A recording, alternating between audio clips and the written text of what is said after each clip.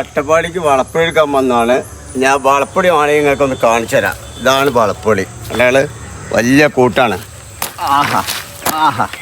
ചിലവർ പറയുന്നത് ചുവപ്പാണ്, ചിലവർ പറയുന്നത് കറുപ്പാണ്. ഇതാണ് വളപ്പൊടി. അപ്പോൾ ഞങ്ങൾ ഉണക്കം നോക്കിയുള്ള വളപ്പൊടി ഇങ്ങനെ കയറ്റാണ്. മൂത്രപ്പൊടിയൊക്കെ ഉള്ള വളപ്പൊടിയാണിത്, അല്ല കറുത്ത വളപ്പൊടി. അപ്പോൾ ഉണങ്ങി കഴിഞ്ഞാൽ അവരിങ്ങനെ ഒരു ഭാഗത്ത് കൂട്ടാക്കും. ഇതൊക്കെ ഇങ്ങനെ കൂട്ടാക്കിയിട്ടതാണ് ഇത്. കണ്ടമാനം പൈക്കുള്ളടുത്ത് കണ്ടമാനം വളപ്പൊടി ഉണ്ടാവും.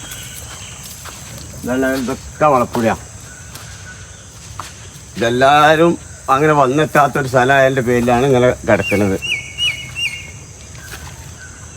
അപ്പോൾ ശരിക്കും ഒരു ഷെഡൊക്കെ ഉണ്ട് പൈക്കൊക്കെ. പക്ഷെ പൈക്കൾ ഷെഡ് കിടക്കൂല. പൈക്കൾ ഇവിടെ ഇങ്ങനെ കിടന്ന് ഇവിടെ തന്നെ ആണ് ഒക്കെ പരിപാടി. അപ്പോൾ അതിങ്ങനെ ഉണങ്ങി അവർ ഭാഗത്തേക്ക് ഒതുക്കും. ഞങ്ങൾ വരും, അതിങ്ങനെ ഉണക്ക നോക്കിയിട്ട് ഇങ്ങനെ കൊത്തി ആക്കാക്കി നമ്മളെ നാട്ടിലേക്ക് എത്തിക്കും. ഇത് അപ്പോൾ ഇതാണ് നമ്മളെ വളപ്പൊടിയിട്ടോ. ഇത് കൊത്തി ഉണക്കാണ്ട് ഉണക്കി കുട്ടപ്പനാക്കി നമ്മുടെ നാട്ടിൽ കൊണ്ടില്ല. വളപ്പൊടി ഉള്ളത് മലപ്പുറം ചട്ടിപ്പാമ്പിലാണ്.